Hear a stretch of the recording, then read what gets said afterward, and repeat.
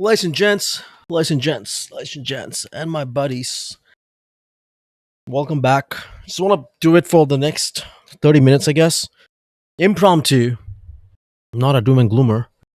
And before I begin, just want to make sure I get a few things clear. Never intended to use the channel for anything political. But then again, you can't avoid politics without, you can't avoid, talk about, I should rephrase this. You can't talk about finance, stock, crypto when without politics. They are all involved, intermingled. Look what's happening. So, yes, you can ignore or avoid politics, but politics won't avoid us or ignore us. Hence, we'll discuss everything from today on this channel that matters, that revolves around finance, crypto, whatever. However, one thing to note, let's not argue. You can pick whatever side, that's fine. Use the chat, but let's not debate like 10-year-old kids in terms of fight against each other in the comments and whatever. Like, yeah, you are right. You don't know about this guy, that guy. Doesn't matter. Let's just try to focus on the core thing, how we can get away or get off, be better in the upcoming days. Figure out, because I always said, can't control on what we don't. Let's focus on what we can control and ignore the rest. That's about it, right? They can do whatever with tariffs and this and this. People can argue and all that. Let's just keep it healthy in simple terms. Unapologetic, no problem. All right? Let's learn something from this. Fair enough? So yeah, it's Sunday, almost 4 p.m. Eastern. While I don't think everyone's sleeping, all the bullish people are sleeping. Why not, right? They need to sleep. Give me a second. I'm actually gonna play this because I haven't played it myself. I mentioned sometimes I'll just get on and I'll do AMS. I'll talk to whoever's online. I'll see if I can answer based on my so-called experience. Other than that, I'm just gonna play certain videos which I would have played anyways offline. So why not just go stream and just watch together? All right? Give me a second. I want to do something real quick. But prior to that, let's play this. Bonsoir. Good evening. Look what's happening. Today, the United States informed us they will be imposing 25% tariffs on Canadian exports to the United States and 10% on Canadian energy. A decision that, should they elect to proceed with, should take effect on Tuesday, February 4th. Cette décision met en péril une relation économique historique. Une relation qui a été la source de tellement de richesses, de prospérité et de possibilités des deux côtés de la frontière. Tonight, first, I want to speak directly to Americans, our closest friends and neighbors. This is a choice that, yes, will harm Canadians, but beyond that, it will have real consequences for you, the American people. As I have consistently said, tariffs against Canada will put your jobs at risk, potentially shutting down American auto assembly plants and other manufacturing facilities. They will raise costs for you, including food at the grocery store and gas at the pump. They will impede your access to an affordable supply of vital goods crucial for U.S. security, such as nickel, potash, uranium, steel, and aluminum. They will violate the free trade agreement that the President and I, along with our Mexican partner, negotiated and signed a few years ago. But it doesn't have to be this way. As President John F. Kennedy said many years ago, geography has made us neighbors, history has made us friends, economics has made us partners, and necessity has made us allies. That rang true for many decades prior to President Kennedy's time in office, and in the decades since. From the beaches of Normandy to the mountains of the Korean Peninsula, from the fields of Flanders to the streets of Kandahar, we have fought and died alongside you. During your darkest hours, during the Iranian hostage crisis, those 444 days we worked... All right, can I just listen to the main economy and tariffs? That's my main focus, not just any pep talks. I'm not trying to be ignorant. All right. Ready to work together. Let's take a moment to talk about our shared border. Our border is already safe and secure, but there's always more work to do. Less than 1% of fentanyl, less than 1% of illegal crossings into the United States come from Canada. But hearing concerns from both Canadians and Americans, including the American president himself, we're taking action. We launched a $1.3 billion border plan that is already showing results, because we too are devastated by the scourge that is fentanyl, a drug that has torn apart communities and caused so much pain and torment for countless families across Canada, just like in the United States.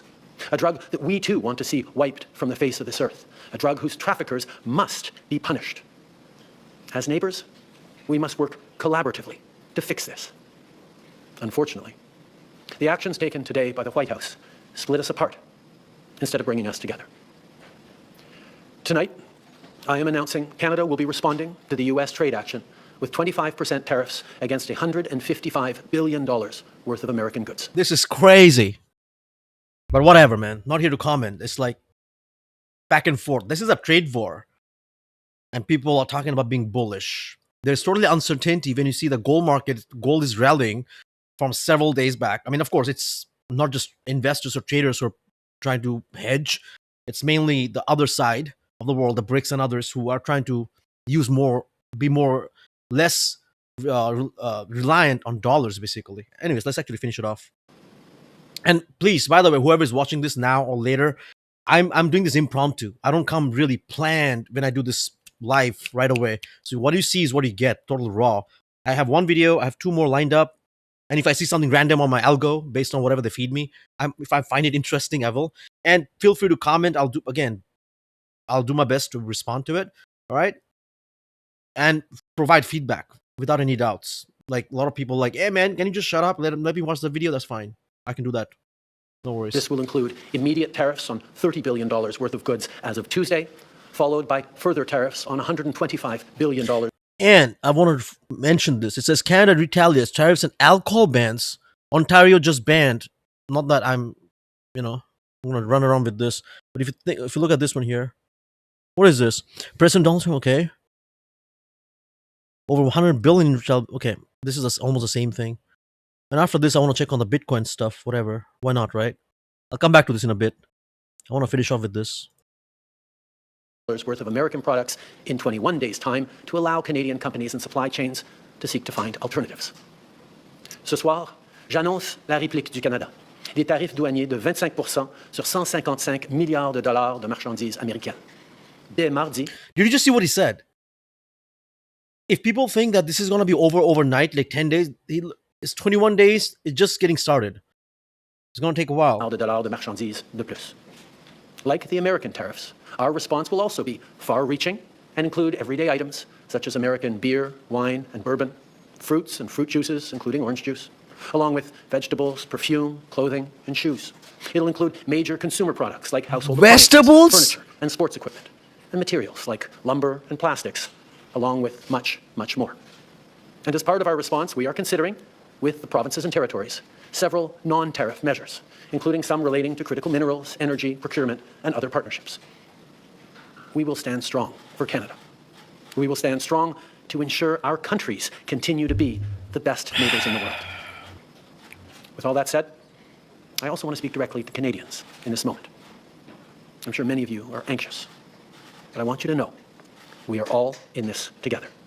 The Canadian government, Canadian businesses, Canadian organized labor, Canadian civil society, Canada's premiers, and tens of millions of Canadians from coast to coast to coast are aligned and united. This is Team Canada at its best. Dang.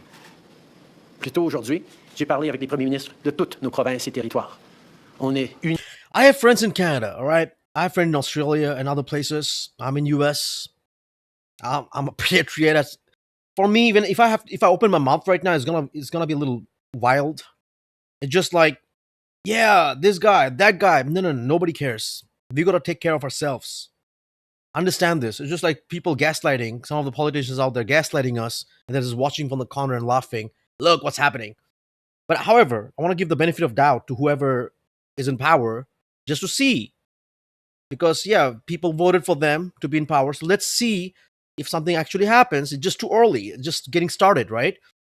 But the signs that I've been putting out there for a long time, and again, beaucoup d'entre nous, it's not like I'm making things up. It just, I'll show you another so-called doom and gloom video. You know? Un à l'autre, les Canadiens sont très différents. On parle de différentes langues, on a de différentes croyances, on a de différentes opinions, breathtaking beauty and a proud people who've come from every corner of the globe to forge a nation. All right, that's enough. I understood this now. So far, so this is what it is. I want to see a little bit about BTC.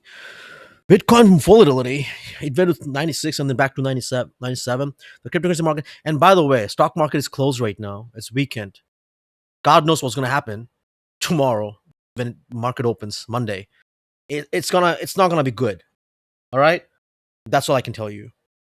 The cryptocurrency market, particularly Bitcoin, experienced a sharp decline with over 135 million liquidated in the last hour, more than $909 million over the past 24 hours, almost $1 billion. Bitcoin's price fell below 98, reaching as low as 96 actually, causing widespread concern among investors. Discussions focused on the market's volatility, with some investors anticipating further drops to around 96,000, while others viewed the dip as an opportunity to buy more Bitcoin at lower prices. Yeah, there'll be dip buyers. They'll just keep saying back and forth. It depends on your financial situation, your timeline, what you are getting into. When you see news, it comes from, it trickles down from the top level. Self-interest. Protect your self-interest first. Sometimes you have to understand the bias in news, right? People are you can see some of the videos that I do when I react to some of the huge people. Bullish market is coming. Buy these altcoins. Who's going to keep them accountable? Never. I mean, it's just a fact. There are people who talks about gloom and doom all day, and there are people who will give you all the bullish scenarios all day. Why can't you just be real? Because real truth doesn't sell. Fear sells, and that's real. Fear sells, and greed sells. If you're like real, trying to be, yeah, please make a decision, nobody cares. Everybody feels like, yeah, someone's going to come and feed them with a silver spoon. Like, yeah, take it. Sad story, right? I mean, when you see all these headless chickens, you'll see hundreds of comments here. Instead of commenting on unnecessary posts, people could take action and do stuff. But nope, let's just ride the wave. Let's like piggyback on these guys, on that guy. I'm going to play this now because I actually wanted to play this myself. In a bubble with all of this cheap money. The housing market, the equity markets, this is interesting, but I'll be able to tell you how accurate this is once I'm done with this video, all right? I'm playing it 1.4x. Economies should have crashed in Europe, should have crashed in Australia, should have crashed in the United States. They pumped in unprecedented amounts of cheap money between the central banks lowering interest rates the way they did, and the governments flooding in all of this cheap stuff. They created a bubble of unprecedented size in modern history. We've seen nothing like this. So what's going to happen? Well, here in the States, the housing prices estimate went up 40% in 2 years. Wait a minute, 40% in 2 years? While businesses are going out of business? How could this happen? All right, so is there going to be a correction? Yes, there's going to be a correction. But think of how high it went. Are you going to see a 40% decline? We don't believe so. But there are the wild cards. And that's why, when people say, I always make it clear, no, nobody could predict the future. We do trend forecasts. There are too many wild cards, whether they're made by nature or humans. So let's look at the two wild cards being played now. And we got to talk about inflation and what's going to wear things. The Ukraine war, crazy wild card. Who would have thought of this would have happened? Oh, three things. And now it's over there in Australia, United States, those lousy Chinese, we got to do everything we can to stop them. Okay, you're going to fight the Chinese? You're going to bring that up now? How dare they take Taiwan? What the hell do I care? It's just crazy, right? We don't even know who we're fighting with. What's up, man? What's up, fights? We don't even know who we're fighting with. Like, just because some so-called individual or media tells us, this country's bad and the people are supposed to be bad. Oh yeah, they're bad. The individual didn't even go visit the country, didn't see nothing out there. Yes, it's bad. And I always say this, to understand a country or to know about the citizens and whatnot, don't take it from other outlets. Okay? If you want to learn about the USA, maybe watch BBC or Australian news or some other news outlet. All right? It's just how it is. It's crazy, but I'm not saying that there's no bias. There will be bias. And it's sad, But again, I'm just trying to report and don't get agitated. I'm just like very energetic. All right? There's nothing we can do about this. When you look at all this thing, the sign was right there. I mentioned this earlier on, that all those times people were talking about crash. If you look at some of my videos, I talked about the bad things coming, blah, blah. Then I talk about, let's buy this token, buy that token. It's just experimenting. But ultimately, the tariff was the top sign. When, only if I knew. All the so-called people shilling us the tokens and whatever, they don't hold any. I'm telling you this for real. Like, it's just what it is. And again, I'm going to keep doing my stuff, whether people watch it or not. because even if I can save one person their life savings or enlighten them, open their mind, and then one person goes teaches others, that's winning. And that's why I do what I do. All right, I'm not here to like spread this or that, spread greed or fear. I just see the way it is, and I'm saying things are falling. A few days back when I was doing this live, yeah, a few days back when I was doing live, man, it's one of the it's nothing that it's not that I got pissed off or anything. One of the our subscriber, hey man, it was like just being a little sarcastic. Hey, you've been talking about this, the people talking about crashes, and I don't mean only this crash. All right, if you remember the lockdown, this is not even. It can get worse. I mean, you understand the trickle effects. It takes time, but we are so lost in this so-called bubble. We are, as humans, we are lost. Even myself, sometimes we're like, yeah, you know what? I'm just gonna put this $4,000 right now, and I'll just take it out next month. But the thing is, forget about next month. Within just 2 days, things can change upside down. Literally, if I sold some of my so-called memes and garbage tokens I was holding, I lost so much value. But if I sold just 2 days back, knowing what's happening, I could buy back later on, even cut losses and whatever. Ironically, if instead of putting in the meme, if I put in some of the stocks, bro, I would have been up there right now. Even if it collapsed or crashed or whatever to some level, to prove a point, memes and others, it's total casino. 99% will lose money. All right, 100%. Unless you're copy trading, you're learning from someone's, you're using bots and whatever, or you're insider. There's no other way. Okay, that's totally my game. I mean, if my what do you call? Not only theory, this is practical. If you think about this, I still remember $4,000. What are the chances? If you let's say you have 4,000, that 4,000 drops to 1,000. All right, let's say you have 4,000. 4,000 could buy you at least more than an ounce of gold. You're like, why would you buy gold? Well, I could wear my gold, man. You're like, yeah, but why? Oh, dude, don't you see all this so-called scammers and influencers wearing gold watches? That's gold watches. They're actually buying gold. They're buying gold. They're buying diamonds. They're buying all this thing, and we are just buying all this so-called fake shit. So you're not supposed to. Well, fine. You can buy fake shit and then trade it for something that's more valuable and real. And then people debate. Oh, price value is intrinsic. It's just debatable. Anything can have value. Sure, anything can have value. For example, if you want to buy this phone or trade this and borrow this phone for something that I need the most, sure, fair enough. If I have a pile of shit, like I go and take a dump and I'll be like, yeah, someone is like, yeah, man, that dump is so lucrative, man. I'll pay you $1 million for the dump. I'm like, all right, take my dump. The guy finds it lucrative, whatever. It's not none of my business what he's going to do about it with it. Basically, maybe he's going to use it to run his house instead of oil, whatever. So that's the point. Sad part is, I hate the fact when all these dudes they have to lie to us because they know if they tell us the truth, they will not make it. That's the problem. You see what I mean? I just hate this space so much right now, man. It just makes me sad. And forget about me like losing money a little bit here and there. It doesn't matter. It makes me sad seeing society and everything collapsing and still falling over and over again. And I can, I document. I can show you several scams multiple times. People fall for it. And now we are the one suffering. And another thing, when pain, if there's no pain, nobody reacts. I think this was needed. I hate this. I hate to say this, but I have to say this. I think this is needed to clean some of this degenerness and all these. People need to be in pain to understand how it feels, right? Because when there's no pain, they don't learn anything. Doom and gloom, doom and gloom, doom and gloom. Nobody cares. Nobody wants to watch it. When it's actually doom and gloom, oh, let me go and watch it now. Why? We've been saying this for quite some time. Prepare, understand who you follow, what information you pick from people, life saving, this and this. And I want to play this, and then, but before that, I want to finish off with one more thing. I come across quite a few trading groups, right? And by the way, thank you for fights. I appreciate you dropping by, or else I would be just ranting all over 24/7. One thing I want to clarify, all right? Let me actually put it on the cam 1 right now. Where's my cam 1? I have like too many cams here. Come on. My mouse is acting up. Let me tell you one thing. One thing for sure. Not this one, man. Not this one. Not this one either. This one. That's fair. I'll tell you one more thing.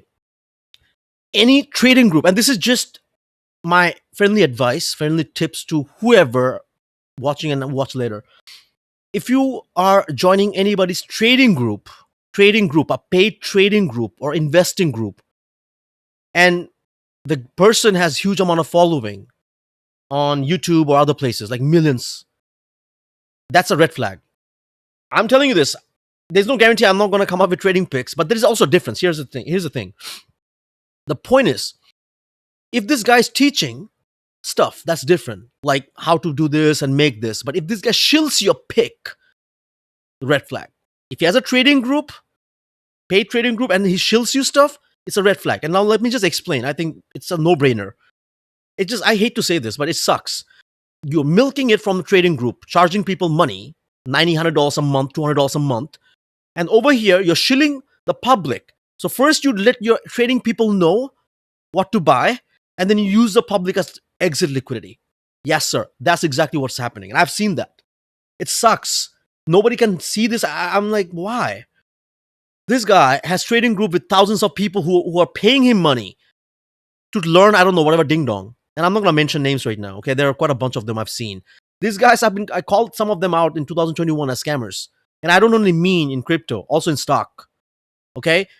If they're not teaching you principles and fundamentals, they're just throwing you at pick, there's a problem.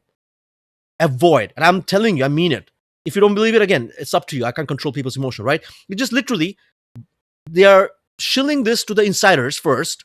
It's just common sense. The insiders load up, and now you go tell the public what to buy. And I've seen this example even last night. What to buy, and they're just buying, and these guys are cashing out. What the F, man? Like, and it's such a lucrative and evil business to be in, you know? Why not have something else, a better group where you can teach people how to create a startup or something legit, how to survive and do this? Right now, how many people are actually doing lives? When BitBoy did a video recently, BitBoy, Ethereum, ETH going to 4,000 by Valentine's Day. All right, we have 13 more days. All right? These guys are predicting numbers where over here, literally, he said, this video, what we learned, that we can only speculate to some extent. Forecast and based on patterns and stuff. We cannot speculate or assume what will happen next. That's why I'm like uncertain too, because I'm also playing with y'all. But someone who's actually shilling you garbage, giving you garbage, whatever Ponzi, whatever throwing at you, these guys are guaranteed money. They will make it. Right now, they all are sorted out. All the scammers, they don't care. They're gone. They will again come back, again repeat. Again, this is temporary. Whatever we're seeing right now is temporary. And when I say temporary, this correction, it could be a year. It could be a month, 2 months, 6 months. It could be a year. It could be longer. Okay? But however, the economy is stagnant. It's going down. There's been sign everywhere. Look at the housing cost. Look at all these people who don't care. Yeah, I'm just going to make everything in Bitcoin, and I'm going to put everything in meme token, and I'm going to make $1 million. What are you going to do after you make $1 million? I'm going to buy a house. Yeah, by the time you make $1 million, the house is going to be $2 million. Now what? Oh, okay, I didn't know that. Yeah. Who do you blame then? Because you should blame school. You should blame colleges and school. Because they don't teach us any of these. They didn't teach us how to avoid scams. They didn't teach us anything about the economic and all these nonsense and memes and crypto. So the whole school system needs to change. Yeah, I know. And yeah, thank you for listening to my pep talk. Now let's continue. It's sad. It's sad. This has been going on with the Ming Dynasty and the family centuries. Oh, no, we have to stop it. We have to bring freedom and democracy. Oh, yeah, you Australians. Yeah, wasn't Gallipoli great? Did a terrific job. And now it's... Last pause. For example, videos like this, I'm not going to be watching like every single day. But people don't care. Take a step back. Watch the whole thing and observe and understand. No. Did he give me a pick? Oh, no pick? Move on. Let's go to the scammer guy. Let's go to the next guy. Absorb. I mean, there's only, we just need collectively. My mission is to get at least 1,000 people on my side. Believe it or not. Just because I have 4,000 subscribers means nothing. Nobody cares. Nobody watches my shit. I just need 1,000 people to actually open up and just watch what happens next. That's all. If I can get 1,000 people, again, there's no guarantee in the future. I'll try to give them some, knowledge and equip them with some tools, with AI stuff, whatever. Collectively, we can move forward. That's what all these guys doing. They have a trading group. Hey man, I'm giving you a pick. Make sure you, when I release a video, you all comment on my video. Make sure you all repost my videos. Yeah, call it organic. What's going on in the Middle East? Fuck's Not sake, my man. words, but from the Financial Times, the Wall Street Journal, the extreme right-wing government of Netanyahu in Israel. And now they're talking about, will they attack Iran? Okay, attack Iran. Now, I'm mentioning all this because of the wild cards. And the wildest of the wild cards is more inflation. And what the inflation number is going to blow up is if there is a military conflict in the Middle East between Israel and... I have to pause. I don't know why. That's the best part. Because if I was just playing a video, that's like I'm worthless. Hey, let's watch the videos together. But anyway, there's a point. Did you see what he said? Inflation. Inflation is massive. Any crisis, war, whatever, you know what they're going to do? Print more money. Print more money. Anything happens, print more money. Oh, whole thing is going down, down, down, down. Oh, no. We cannot allow this economy to do the, shit go down the whatever. Drain, print some more money. And then again, you see the V curve. So if you manipulate, if you want the economy to heal organically, naturally, it's going to take a while. But nobody wants it. So for me, I am in pain, but I'm willing to take this crazy pain. I want the market to nuke. I don't care. I seriously, my net worth is a lot in there. I don't care. But if that happens, so people can realize, go for it. But guess what? The scammers, they already cashed out in USDC and all the influencers. I called out Lark Davis, Alex Becker, all these guys. They're not going to do any videos right now. They'll do a video just after everything goes up again. And they will again get a lot of views. And it doesn't matter. For me, it's not about views. I'm just saying that literally people don't realize. So yes, again, I'm doing this for 1,000 people. Not for the whole world. Because the world is clueless what's coming. So let them all go down the drain. We can only focus on what we can control, right? You cannot go... When I was in school, my teacher didn't beat me. Well, thank God. Maybe, I don't know if anyone beat me. But, yeah, you need to do this. You need to learn this. They gave us the material to everybody. Some learned. It's just like you go to school. They give you the same materials to everybody. Someone becomes a top guy. Someone goes to the bottom. Someone fails. Why? Everybody absorbed and took things differently, right? Same thing. I'm doing the same thing. I'm giving everyone the same information. Some will understand, some will process, rest will not process. So let's actually see what happens. Time is the ultimate truth. And I like to document. So let's see. And this is sad. This is scary. When inflation goes up, wages don't keep up. What do you expect? People to put money in the stock and crypto? Nobody's putting money in the stock and crypto.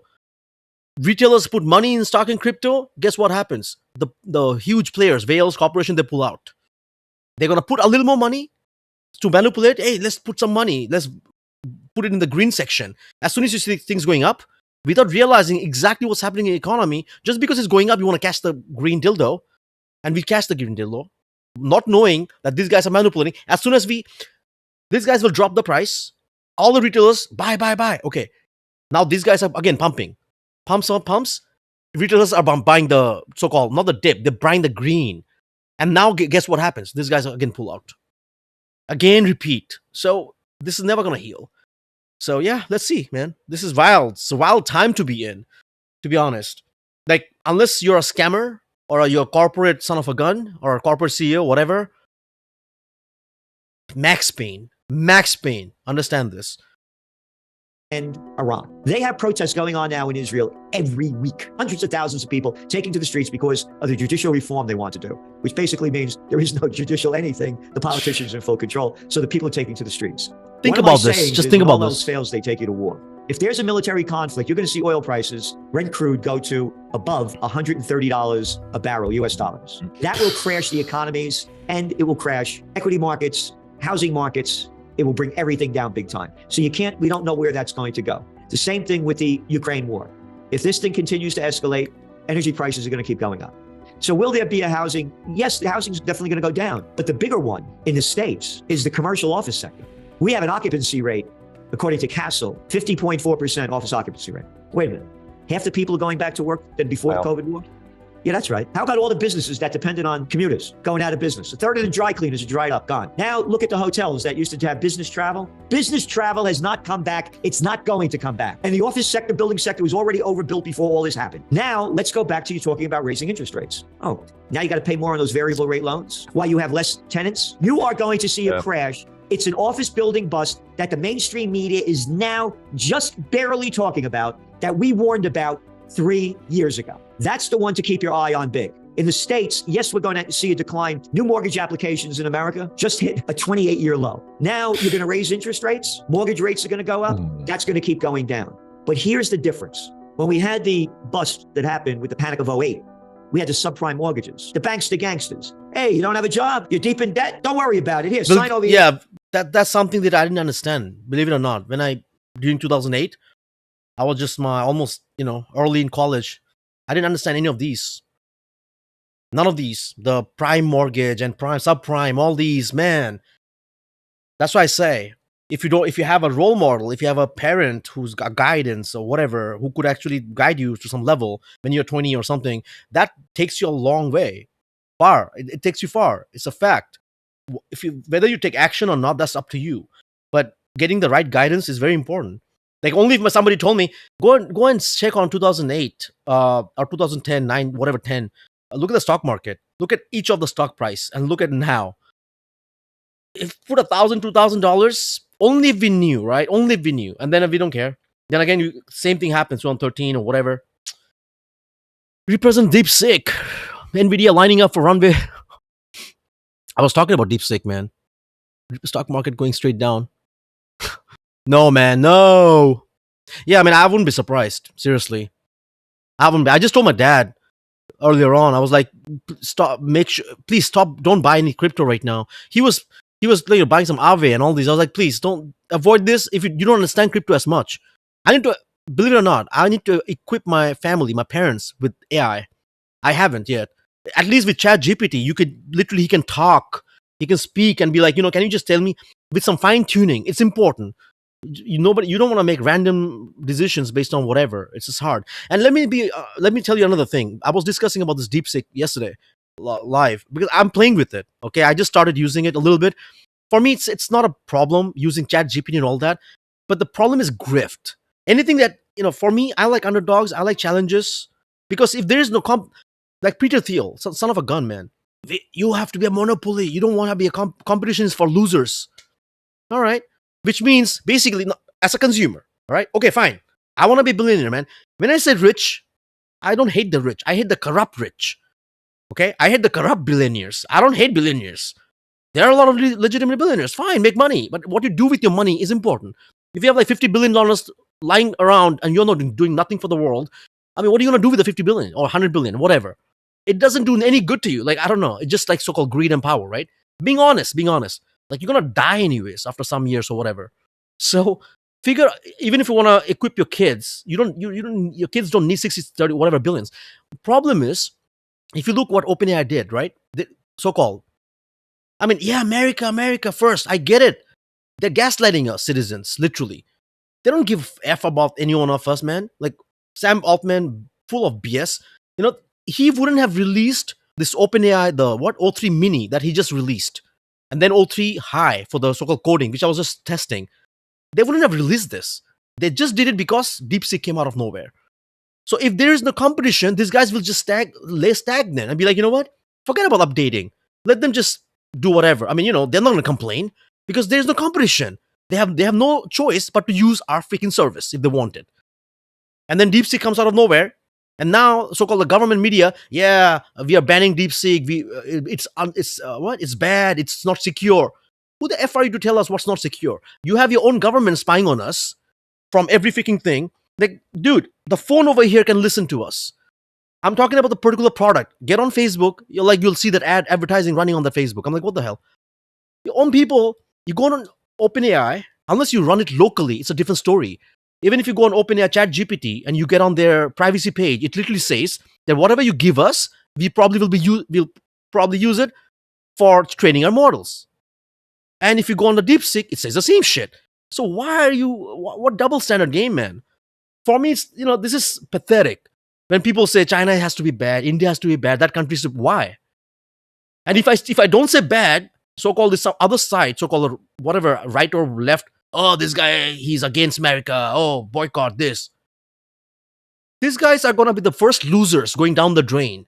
And I'll tell you this, all right? The ones who's holding on their ding-dong, when these guys post a pic or whatever, memes, All right, let's just buy whatever. This is irony, man. Irony. These guys are laughing on their face. And when shit hits the brick or a fan, watch what happens. And I'm serious. The underdogs will be still around doing stuff because the ones who have skills will be able to make it. The one who depends on some other politician or some other bureaucrats or oligarchs, whatever, yeah, this guy's gonna change my life. No, no, no, no. You are there. You're their follower. You're the subscriber because they need you as like exit liquidity. Simple as that. They need you as a consumer so you can consume their bullshit. Simple as that. And I'm not joking. If anybody can literally prove me wrong, go for it. Since the beginning, said the same shit. I still stand with it, right? I'll have to give credit where it's due. And then there's issues. It's just like, think about this for a second, right? All Americans, we Americans, all right. Yeah, DeepSeek is bad because it's so cheap to use. You all need to pay $200 per month for OpenAI Pro, ChatGPT Pro. Because DeepSeek is so cheap, it's so bad, you have to pay us more money. What the fuck? No, I'm serious. Ask yourself. Even if I was a millionaire or a billionaire, why the fuck would I have to pay somebody more money? Billionaires and millionaires didn't become they didn't go to that level if they didn't negotiate. Ask yourself, man. I have cousins, I have some relatives who are they're millionaires. They have a lot of farmland and everything. Let me tell you this. The one thing I've noticed, which is a common thing amongst millionaires, they don't let go of even $1 or $2, even 10 cents.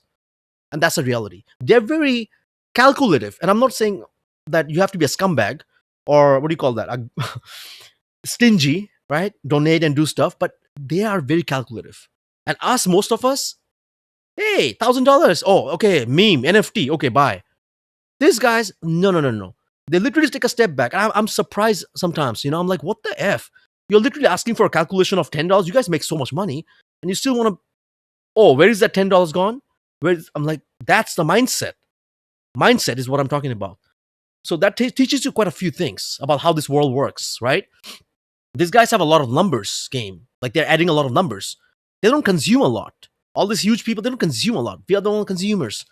They're consuming memes, information, wrong shit everywhere. It's crazy, man. And yeah, expect like they were saying, now the problem, Dayun, the problem is, if the market goes down, right? What are the chances that Fed steps up and be like, it's not possible? Because if, go back in history, in 2008, whatever, because I didn't know much about then. I was like just 20 something. Now, when I think about, okay, will they really allow the whole thing to go down so bad? Because you understand, 70% of US citizens or US boomers and all the equity, all their stuff, asset is in this equity market. 70% is in stock market. All the pension funds, everything. If the whole thing goes down, guess what's going to happen? They're going to do something, which, again, like I said, they're not supposed to do anything. They're supposed to let it be as it is and let the world and everything heal with all the mechanism in place. But it's not going to happen. They will again try to kick the can down the road as usual. And we are the chickens running around, trying to find some new meme coin or whatever. Again, I'm not here trying to hate on any one of you. If you make mistakes, that's fine. I'm just trying to encourage. Maybe it's a different way of encouraging, but just trying to like enlighten that it's not over yet, but it's gonna be hard. It's getting harder, man. It's getting harder, and it's just if you're in your 20s, let's say, okay, don't expect to this glorify everything's over. Sadly, when you look at it, the corrupt rich, is getting much richer. When I say rich, again, I don't want to keep reusing corrupt rich. Yeah, I mean corrupt rich. I'm here to make a lot of money. I want to create $1 billion business, InfoBillionaire. If I get there or not, that's a different story. But sure, abundance. So because money can change things around. If you don't have that, you can't do much. It's a fact. Freaking money is important. Like whatever, the paper money, whatever you want to call it, wealth. Wealth is important. It allows somebody to have enough options, enough things in life that you can, like for example, I can sit here, decide to do certain things. I'm just saying, right? When you have enough abundance, whatever, yeah, I want to have this much food or that much food. You don't have to be so much. It's not that all about consuming, but at least you have options. You can change things, trajectory. The guy, Elon, donated $260 something million in the campaign, maybe a lot more. $200 million, a lot more. And guess what he got? He got access to the treasury. Doge has access to treasury, payment systems, US payment systems that goes to social security and everybody. Ask yourself, money can actually buy you access to treasury? Yeah, speechless, isn't it? That's the power, basically. And at one point, when you're in this level, when money is like meaningless, it's all ego, power. It's connected somehow, man. When you're like, would you want to be popular or would you want to make a lot of money? Man, you know what? Give me a lot of money. I'll become popular anyways. Or let me become popular, then I can start scamming people and then make money. And that's what a lot of these YouTubers are doing. Literally, a guy I called out, Super Farm, again, I keep giving the same example. $100,000, go back, watch my first video, and go back, check second year. He has 300,000 subscribers. And then third, when he pulled the biggest scam, he has 600,000. Right now, he's probably at 700 plus. Why? Because it's so easy to fool people. It's so easy to fool people. The thing is, I can fool them 10 times every single day. But would I do it? It's just not, it's soul sucking. It's not fun for me. You understand? I'll be very honest. That's one of the main other reasons that it puts me away, or I guess a lot of us, it's difficult, but that's the reality. Again, thanks for listening to my pep talk. By the way, give me a second. I'm going to play this. I'm going to get some coffee. And by the way, Dayun Fights, I appreciate your comments, man. I appreciate you. What's this? Rocket straight down about 6. Oh, yeah. Hold on. Next another. You're talking about Philadelphia, right? The Philly. What the hell happened? I thought I would just comment to this because there's a news right here. It says, what? 7 people died. I literally seen that. What I mean by that is dude, this is a third one. It looked like a whole, like a rocket. I don't know if you watched the video. They're like, nah, this is a rocket, man. It can't be a plane. And now they're like, yeah, this is a Philly. 7 people died straight. Why? I know there's something going on with the aviation and all these nonsense. I don't want to get into that. Listen, we will discuss politics revolved around finance. Okay? Fair enough. We have to. We can't stop. When our politician, when President Trump has his own meme token, hold on. Check this out. Tell me what is this here? Tell me what is this? What is this? Tell me what is this? He literally posted this. I'm not gonna hate or love. Both have pros and cons. I'm not gonna again comment on people like, oh, you're not supposed to do this. Anybody can do whatever. But I'm just saying that is a top. How many top signs do we need? Everything is going down, and only this token is holding a little bit, and it pumped. This is getting $60 million. I think 60 million is not billion, no way. 60 million trading volume. And the moment, and this has been posted on Truth Social, not on X. I don't know. That's a different story. And then the moment he did this, you can see this pump right there. Look at this. It's insane. It's insane. It's insane. Oh, man. Crazy. Crazy time to be alive.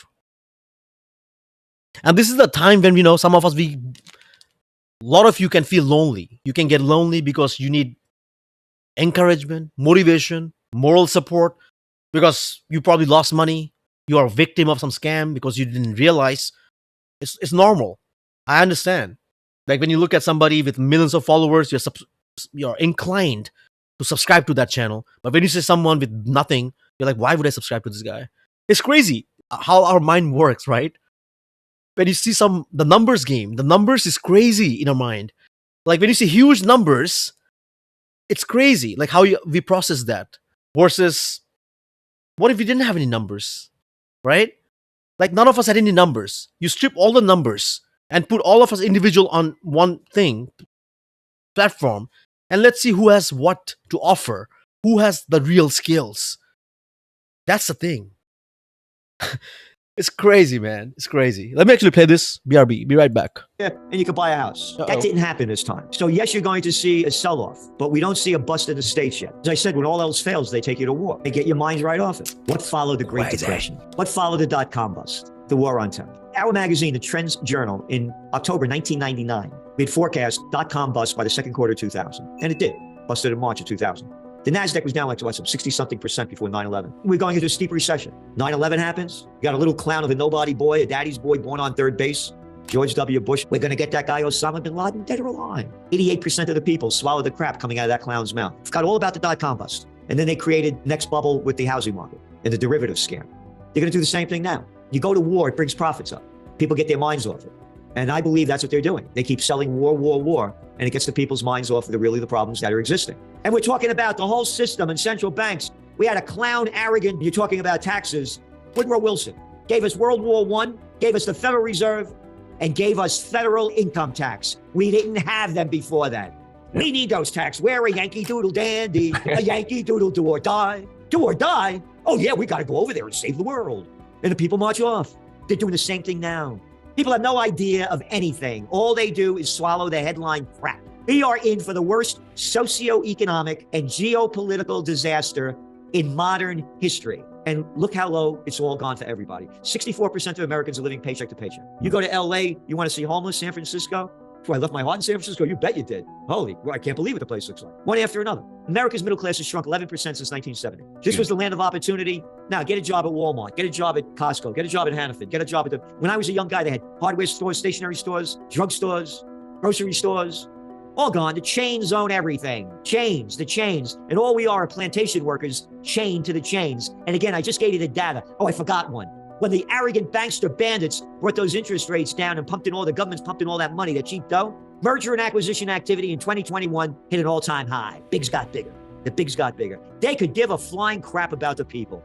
The reason I don't believe a word that Powell or Yellen yells out is by their deeds you shall know them. So let's go back to 2021 as inflation is skyrocketing. And they come out with all the arrogance that, no, this isn't inflation. It's only temporary. Right. And as inflation keeps going and going, well, no, it's not temporary, but it's transitory. And not only in the United States, over there in the EU as well, with Lagarde saying this isn't real, it's going to go away. So what they've raised rates compared to inflation, and then when you look at John Williams' shadow stats, the inflation number is actually double this, not 7%, but more like 15%. Because they take out things, the home prices that went up 40% over 2 years. No, we're going to put them in there. No. That's We're insane, making a new though. thing. We put rentals in there and other things. Oh, and you're not eating steak anymore, so that didn't go up. You're eating chopped meat. So the numbers are rigged. So going back to what are they going to do? And you can't believe anything that they're saying, as I see it, because... Exactly. Now you see that? You can't believe everything they say. And just to finish off my point, when I said the numbers game, right? When you're motivated with the numbers game, and I mean it when I say this, right? What I see, I'm not going to talk about billionaires and stuff. Just because he's a billionaire, he has so much money in his bank, he's flashing, he looks rich, I should follow him. Without knowing how he made the money, he scammed, he did whatever. No. How do you learn from somebody? Unless that's what you want to follow. If you want to scam, then that's fine. You can follow a scammer because then you can learn from them, right? That's a different story. But then if you don't want to do the same thing, then you should back out. Not hold on to the same thing. People don't question that. And I'm not being a double standard here. I'm not playing a double standard game. I'm just being really truthful here. Most of in the YouTube niche or YouTube, TikTok, whatever you want to call it, 99% is garbage scam. I mean it. If you watch any of these, like if you want to get education from any of these platforms, you got to find that one person or something. And I'm not joking. This is real. Not making this number up. You can use them for entertainment. That's all. But for education and informational, you have to be very, very careful. And also with the AI now, you got to be ultra careful. The channel I'm watching right now, probably not guaranteed, but this is one example. I can show you several channels with millions of subs. They're using AI tools for the voice, for several things. Nothing wrong. But the problem is there's no guarantee if those are facts or of value. That's the problem. If you keep learning the wrong shit over again, if you're 10 years old, you learn wrong for 10 more years, you're 20 years. If you're 20 years, you want to learn wrong shit another 10 years, now you're 30 years. Unless you learn, you take a step back and like, I'm 20 years and I realize something is not working out. Okay. With the tools that we have now, sometimes I've been saying this, being born in the late 80s or 90s versus born in the 2000s is very different. Because back then, I mean, it's real though. Boomers and millennials, I rather say millennials, boomers, and Gen X's, we experienced both sides of the world. right? Which I'll explain some other time. We did. It's crazy. Video games, revolution, watch how Nintendo, everything came out and all these AI, everything. What we have seen both. But the other side, the Gen Z is the one born later on. They haven't seen any of the previous cycle. They're only seeing the latest one, all the AI and everything, grifts. So they really don't understand how the traditional system actually works, the fundamentals and every other thing.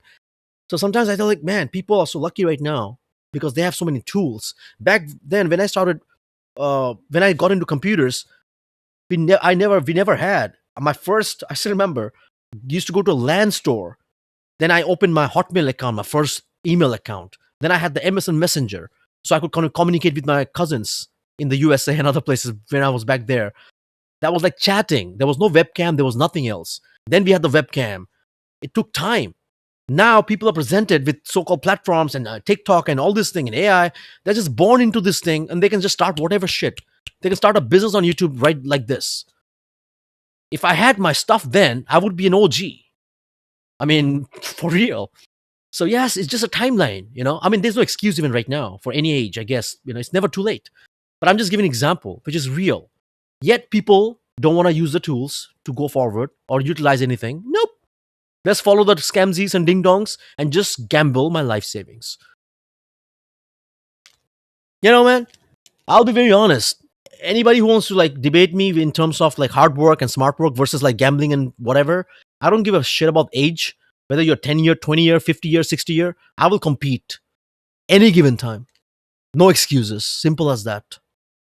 Of the lies or ignorance that they've said before. Number two, they're not blaming. They're coming out and saying that inflation is caused by the supply chain disruptions, and you know what else? Rising wages. So now what we're going to do is slow down the economy so wages go down. From Wall Street Journal, January 7th, Dow jumps 700 points on signs of moderating wage gains. Quote, investors are celebrating the fact that the average hourly earnings number was less than expected, says Michael Arone, chief investment strategist of State Street Global Advisors. Quote, there was fear going in that wage inflation would remain high. The United States government dumping in over $6 trillion of fake money to artificially prop up the economy during the... It is crazy. You should watch this, just this part at least. Like the two dynamics of the thing. That you all losing jobs is good for us in the stock market and crypto because they will print more money and do certain things. So you all need to lose jobs. Come on, man. You all need to just be unemployed in order to Fed to take action and reduce rate and everything, and so be back up there. Who benefits? The one who has a lot more in the stock and crypto and whatnot. So who's gonna make the sacrifice? Yeah, good question, isn't it? COVID war, bringing the interest rates down to nothing. So you had the housing boom and merger and acquisition activity in 2021 hit an all-time high.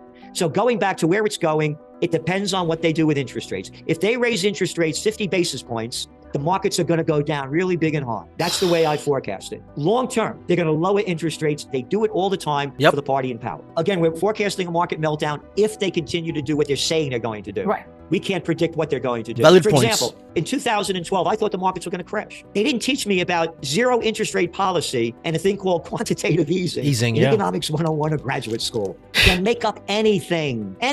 So we don't know what they're going to make up. If they stay the course to what they're saying, then we see a market meltdown. But even overall, if they raise interest rates only 25 basis points, it's still going to have a lot of negative effect on the rest of the economy. The markets will do okay, but the rest of the economy won't. Again, you're looking at the headlines over how happy they are that the people are earning less wages. So let's hear. Did you just hear me out? Like, did you just hear what he said? That's exactly what I've been saying quite a few times. Like, it's crazy. I just want to put this again. A little bit. Just watch. All right? Meltdown. Saying, then we see a market meltdown. But even overall, if they raise interest rates only 25 basis points, it's still going to have a lot of negative effect on the rest of the economy. The markets Rest of the economy, the markets will be fine. And what do you mean by markets and economy? Every time when I discuss about the economy being poor, going down, like, yeah, but there's no crash, man. The market is still fine. When people are losing wages, yeah, market. I told you, someone has to make the sacrifice. You think the one who has so much money in the stock, they want to make the sacrifices? If you want the stock market to go up, you want the crypto, everything to go up, you better pray that everybody loses their job. Sorry to say that, but that's what it is. will do okay, but the rest of the economy won't. Again, you're looking at the headlines over how happy they are that the people are earning less wages. So let's hear what your outlook is then for the global economy. It's down. I mean, looking at the emerging markets, they're submerging really deeply. They have all this debt, a lot of it's dollar-based, and the dollar's still much stronger than it was before. Yep. And they're going to go down really hard. Again, the damage done by the COVID war is incalculable. Look, one of our top trends is office building bust. You're looking at office occupancy rate, and you could go to the data, look it up, Castle, any of them. At best, it's 50% of what it was before the COVID war when launched in China on Chinese Lunar New Year, 2020, the year of the rat. All the businesses that depended on commuters, they're going out of business. All of the office space, the occupancy rates, they're hitting new highs. So now you are an owner of an office building. I'm not going to take 15 floors anymore, somebody says, because I have people working remote, even though they're only coming in 2 days a week. I'm going to save myself money. And I'm the landlord. I own this building, and I got to pay my mortgage. Oh, and interest rates went up, and you got variable rate mortgage on this? And now you're looking globally. You're looking in Europe at a 46% office occupancy rate. Places like London, 35%. All the businesses that depended on. I'm telling you, the damage that has been done by the COVID war, not only financially, but spiritually, emotionally, physically. So what we're saying is the economic situation is only artificially being covered up by the markets. Yes, When sir. the markets go down, then the rest of the people in the economy know how bad it is. Every week we do a office unemployment numbers, the people leaving jobs. One company after another, firing. Goldman Sachs just fired how many? Amazon just let go of how many? This one let go of how many? When Yep. did you ever see this? Day after day after day after day after day. Oh, and then the new numbers came out. Oh, they weren't that bad? Oh, yeah, you mean the jobs that the people were taking, the numbers that went up? People were taking second jobs and third jobs that pay very low wages because 63% of Americans are living paycheck to paycheck. So you're saying that the Let me tell you another thing, all right? I want to add to this. I live close to DC. Yeah, I'm not that far from DC. All right, Alexandria, Arlington. So I think what there were in one of my previous lives, I remember someone was obviously talking about unemployment rate and stuff like, yeah, people are losing jobs, and they're actually driving Uber, and then the other dude says, yeah, but Uber, I think they're more of like immigrants or other. I don't think they're like full-time workers, right? And it's like, no. Actually, I have Daniel. She's like, no, I've been in Uber in DC and other places, and they were all real Americans who are doing this like as a job. Oh yeah. You know, they're making like what, 2,000 a week or 1,000 a week. Oh yeah, wow, that's awesome. 1,000 a week as a side hustle. Yeah, awesome, bro. It's not a side hustle. I still remember. It's been a while though. When I was in one of the seminars in DC, I was in this Uber. And I asked this guy, what was he doing? Like, he does Uber full time, and he has an LLC just so he can write off expenses in Uber. So when you say Uber is a side hustle or some Lyft and all these are side hustle, sometimes it's not a side hustle. It's literally their full time gig. He literally said he was making very decent, 70, 80,000 a year just driving Uber. That was then. That was like almost 2018 or 19, and that shows you that people, whatever they're talking about, not that knowledgeable. I mean, if you really go to DC and all these popping places, check on this thing. I know several people right now.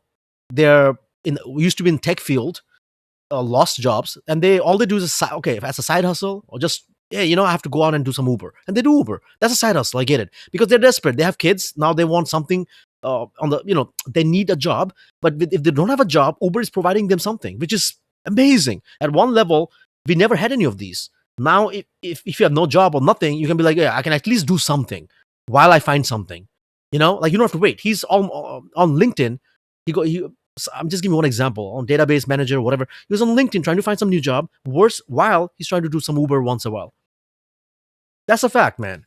So yeah, it's crazy. disconnect between Wall Street and Main Street is even worse than what It's we think. worse. Absolutely. And when Wall Street goes down, then it becomes the reality. That's the reality on the street doesn't count. It's only when Wall Street goes down. And guess what? This video is literally on point. I mean, I'm not saying I'm right, but exactly the way I've been saying several times. This is like Wall Street goes down, which means the stock market and others. That's when people panic. And they're like, oh, because the stock market is up. So all this time when we are talking about crashes and collapses, nobody cares. Because they're like, dude, what are you talking about? The market is up. So they want the market to go down. And exactly the point. Wall Street goes down, then people realize, oh yeah, shit's hitting the fan. Oh, it's like a football player got a heart attack. My mother died of a heart attack. Nobody cared. Oh, but that was a football player. You see Dang! what I'm telling you? They ramp it up. They only make important things, what they think is important to keep the people's mind on it. And then what you look at the median household income, what is it, 60 something, $70,000? So you're going to see a big crash, car sales going down, one thing after another. Look at all the stores closing down. It's in front of everybody's eyes. The layoffs, the layoffs, the layoffs, the layoffs. Again, it was artificially propped up by the bankster bandits and the government. What is an investor to do? I know you don't give financial advice. How are you positioning yourself, though? Again, for me, I have real estate and gold. And they're going to still be real estate. Real estate and gold, not fool's gold, man. I do hold some Bitcoin. Okay, I've been a pro crypto. Being a pro crypto, being whatever, I'm not giving any advices, but I'm not gonna. I don't want to do any soul sucking thing just because somebody has to pump my bags. I mean, you can't pump Bitcoin for me. I don't need anybody to pump Bitcoin. It's just too big, anyways. But the fact is, reality. And when I say gold, either physical gold or you can also hold the CFDC, which you can cash out, liquidate, whatever. But yes, the moment you start doing this, others are going to freak out. The scammers are going to lose out, basically. But guess what? They are the one buying gold. I'm seeing it, record amounts. It's crazy, man, how I can... The guy I called out, the first scam, Super Farm. I'm giving an example. If you watch his videos, this guy is a very simple dude. Elliot Third, man. I don't know how to explain this. Very simple. Nothing, no dress. He has his girlfriend back then, had a TikTok. Obviously, I'm a researcher, I found out. The girlfriend, now maybe wife, I don't know, filled luxury, perfumes. She all talked about was perfume. And then they got married. He's wearing gold watch, Rolex. He's showing off like on TikTok. Not knowing that, yeah, someone like me could also figure that out and then expose him. But when you come to his YouTube channel, the guy is just simple as nothing. Chocolate boy. And everybody loves chocolate boys. Nobody likes Rebel because Rebel is rebellious. He comes out rude, unapologetic. Right? He hurts feelings. He tells the truth. Nobody likes that. They like the chocolate boys.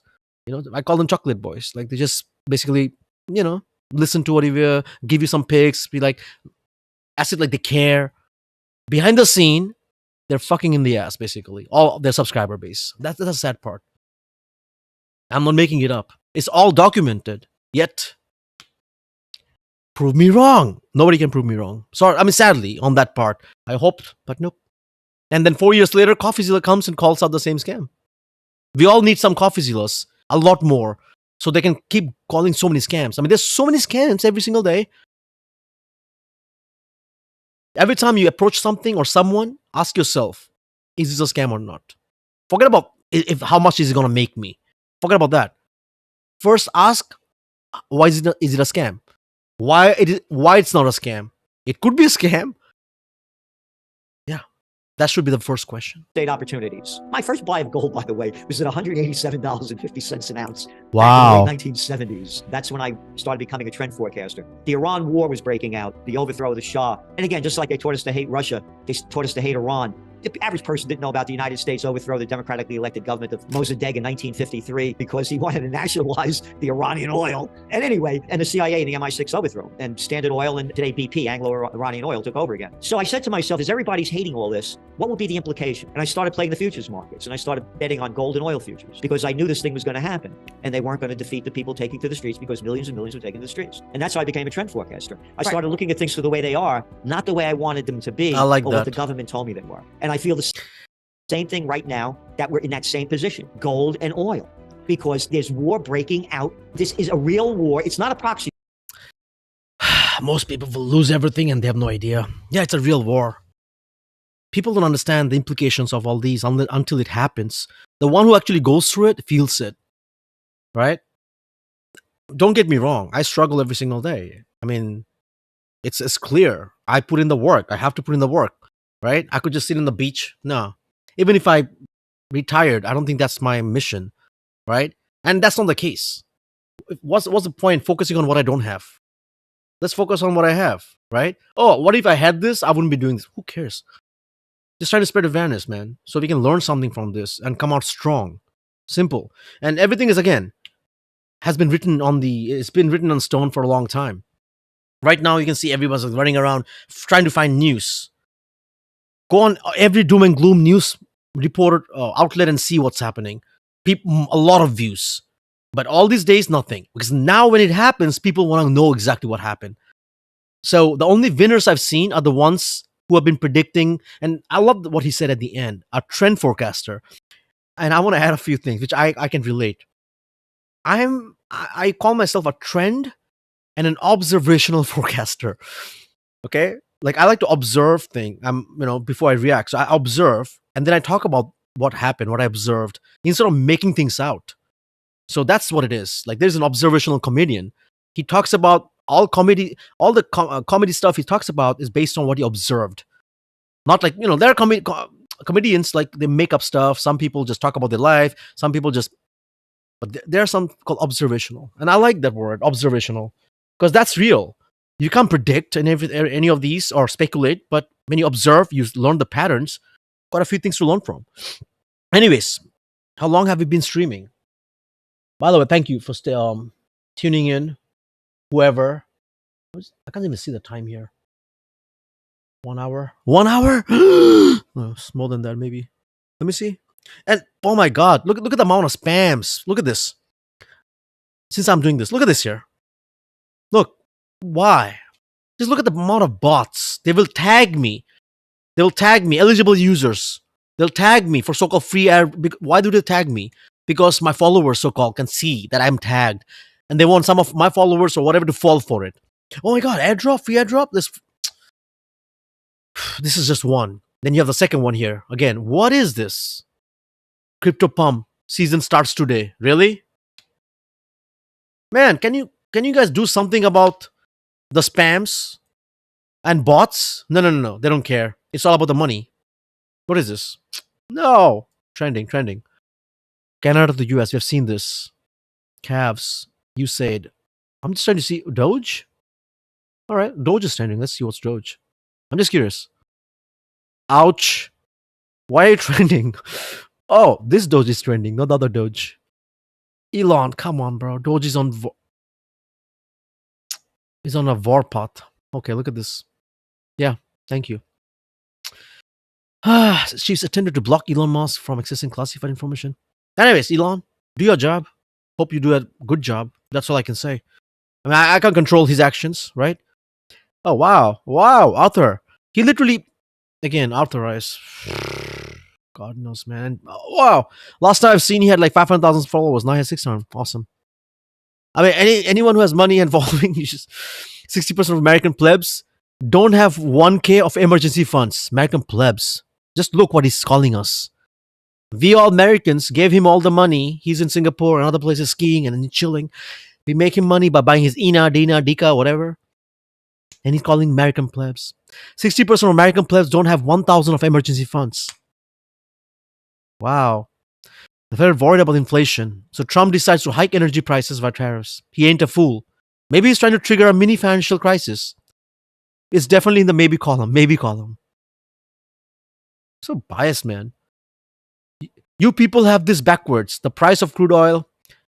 Is it better for America in this case? And yet Americans will, yeah, Lord, you're right. We are plebs. Please throw us a bone.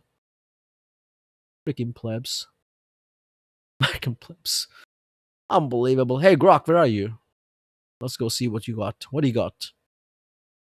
Can AI agents? Come on. How professional gamers? No. Houston flight to New York evacuated. What? Due to what?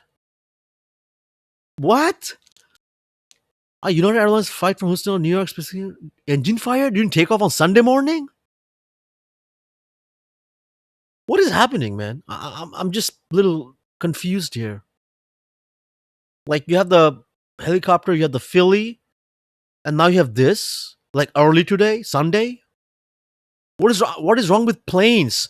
Bro, I'm not getting on planes anymore, man. I need a rocket. If there's no rocket, I ain't traveling. I need a rocket to travel around. Nope. Not happening, bro. This is crazy. This is nuts. Look at all this thing. And there's this Ukraine thing. It's clear. Zelensky put in. This is in the news, but nobody pays attention because who cares about the other part of the world? What is it gonna do to the US market, right? It doesn't do nothing about it. Yeah. I want to play one more video, then I'm off. By the way, I want all of you to make it. I want all of you to succeed. I want all of you to do well. Just follow whoever you find suitable, and that's about it, right? Whoever you find suitable. If you find somebody, you want someone who's soft. Hey man, don't worry. It's okay. Calm down. Things are gonna be so bad, but it's okay. It's okay. Give me your life savings. Don't worry. I'm not scamming you. Just give me your life savings. Bro, are you just grooming me? Huh? You're grooming me and scamming me? Yeah, if you want one of those, that's up to you. Or you want someone a little more crazy, cray, that's also up to you, right? How do Twitch streamers like Soda Poppin and Jeremy affect gaming culture? What the F? Soda Poppin? Oh, I want to see this. How much strategic Bitcoin reserves? Okay. All right. Let's see this one real quick. You probably can't see the whole thing, but I'll read this. How might strategic Bitcoin reserves influence U.S. economic policy? All right. Monetary policy flexible inflation. Okay, but why are we talking about this? When everything is going down, why are we even talking about strategy thing? It's not happening. Who's talk? Why? When it happens, let's talk about it. God, the crap. Oh shit, man. That is why common sense conservatives condemn President Trump's massive, unjust, and unjustified tariffs, which will damage both American and Canadian economies. Canada is the United States' closest friend, greatest ally, and most important neighbor. We share the longest undefended border. We fought alongside the Americans in 2 world wars, Korea, and Afghanistan. He's literally saying the same stuff that Trudeau did earlier on. I want to see if there were anything a little different. And then there's a news Trump calls for Canada to become 51st straight. I mean, yeah, okay. Oh, I want to see this one here. Bernie, what do you got? He's gonna go against. He's gonna be like totally anti-Trump, if I'm not wrong. Let's see. But I'm just curious to see what he says. Living in a dangerous and unprecedented moment in American history. And I'm getting a lot of calls from people who are not only upset about what's happening, but are wondering. And I like his unapologetic style as well, like how we best go forward. Well, let me tell you, we've got to be smart, we've got to be organized, and we've got to fight back. This is not a time for wallowing in despair and hiding under the covers. The stakes are just too high.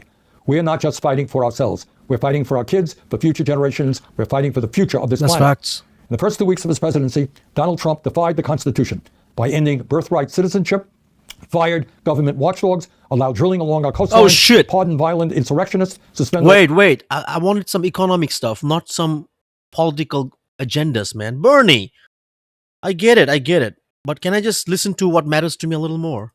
Elon Musk, Jeff Bezos, and Mark Zuckerberg, men who have become over $200 billion richer since Trump was elected, and who now are worth almost $1 trillion more money than the bottom half of American society, 170 million people. Insane. But it's not just oligarchy that we should worry about. This country under Trump is moving rapidly toward authoritarianism. Just a few examples. In violation of the Constitution and federal law, Trump attempted the other day to suspend all federal grants and loans. That means he blocked funding for Medicaid, Head Start, food stamps, homeless veterans, etc., etc. Tens of millions of Americans, some of the most vulnerable people in Bernie, come on, Bernie. I don't want to know what this is. Another problem from both the sides. Of course, they're politics, right? Politicians. Yeah, blame it to Biden. Okay, blame later. Just let's talk about the real stuff first, man. Oh, he screwed up, so I had to fix this. Okay, fine, man. I get it. Just give me the meat. Just give me the meat that I need to know. I don't need to know your hidden, shit with your, what do you call? Most people. I actually wanted to play this no, not this one. I played this. You know what? Let's check on the comments here. That'll be interesting.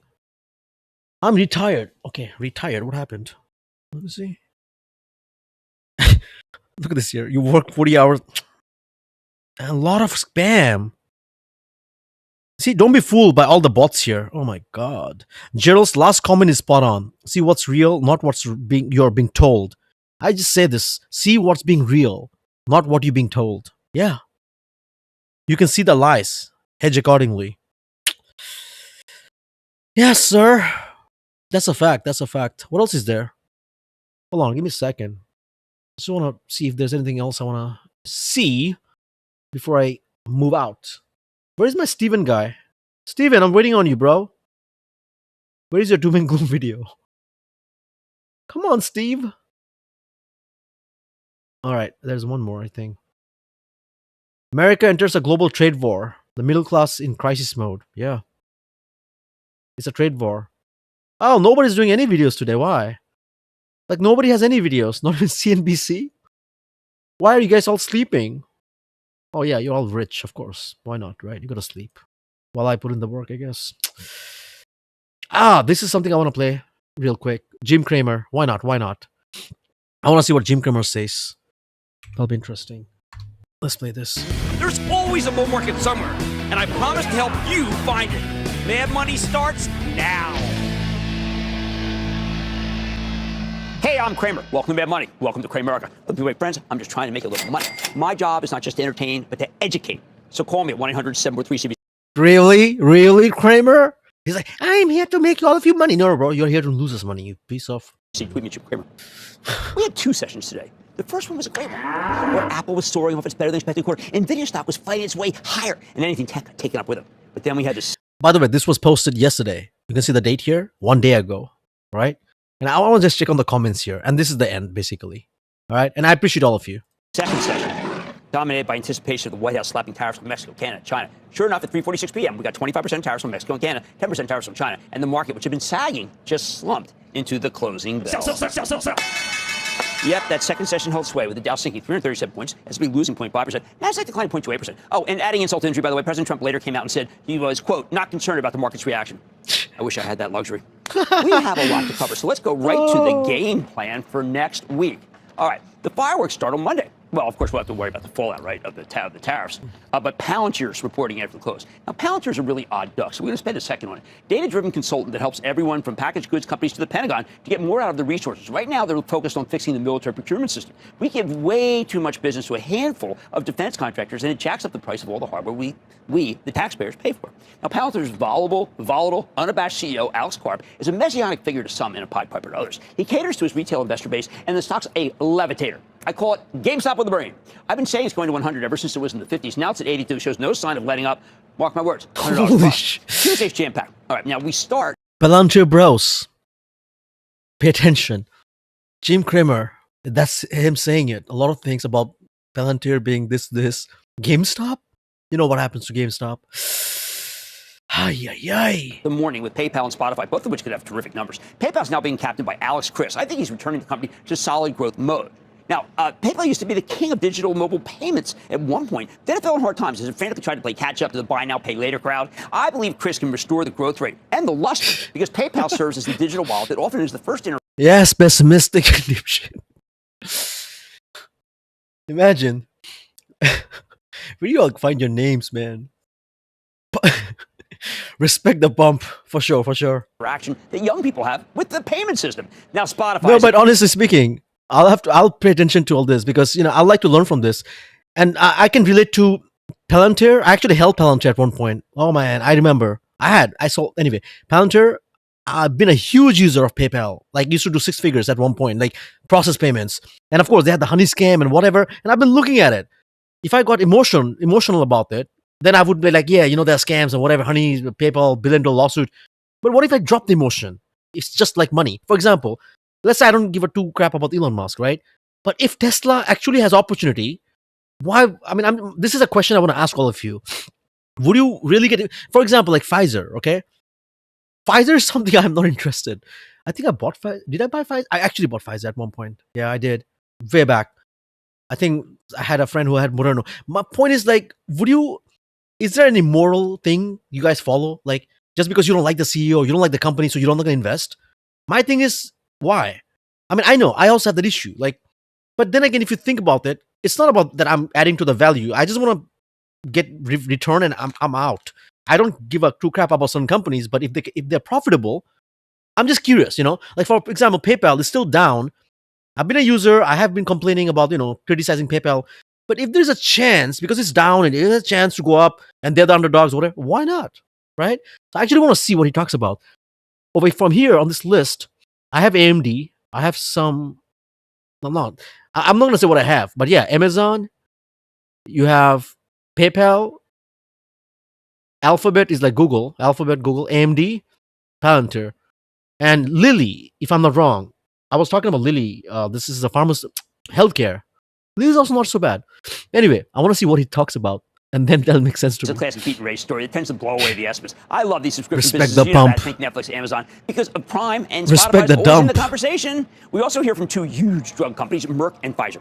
Merck, despite some excellent acquisitions, is still all about Keytruda, its revolutionary cancer treatment that just keeps working against so many different varieties of the disease. I bet the numbers will be good, but there are other issues. I also want to get more of a readout on the drugs that Merck picked up in its recent wave of acquisitions, one for pulmonary arterial hypertension and a whole immunology franchise. Pfizer bought Seagen, the old Seattle Genetics, at the end of 2023. We still haven't seen the breakout anti-cancer drugs that would justify the deal's $43 billion price tag.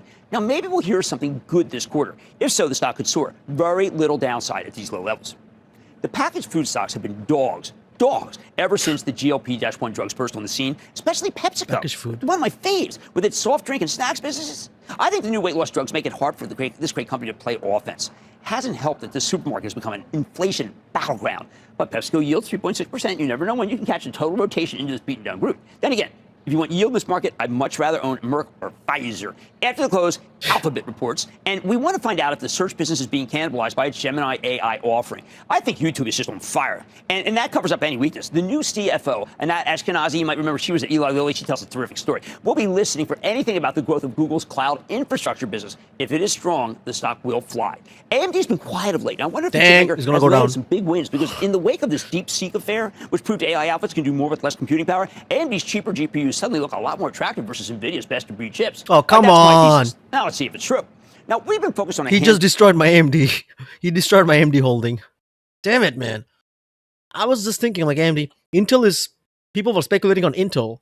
Yeah, Intel's, like, they'll be bought by some other company, so might do well. But, gotta wait right now. It's crazy that our dude is talking about this. Let's see what happens, how the market reacts tomorrow, Monday. Because if you see the crypto right now reacting, stock will react as soon as the market opens. Oh my god, man! But yeah, I don't see. I mean, yeah, man, anything can happen. I cannot say that. Yeah, that some of the tech will stay strong. Maybe, like you can see some Nvidia, Broadcom, they kind of rebounds again once they dip. But there are some ones that will not come back. You gotta be very careful, man. handful of great restaurant chains lately, especially the incredible rally in Brinker, which you know is Chili's. The premier growth stock in the group, though, has always been Chipotle.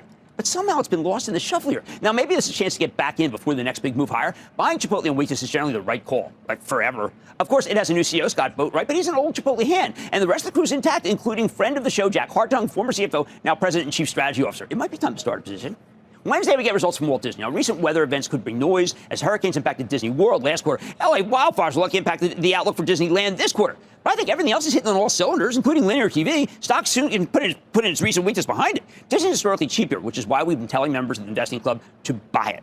Novo Nordisk. Okay, now this is really interesting. See, this is the drug company behind Ozempic. Oh, hold Now, on. maybe they can give us clarity. I actually didn't see that. The Novo Nordisk. By the way, I have some Novo Nordisk. Yeah, I didn't see that. I was like, what is that logo?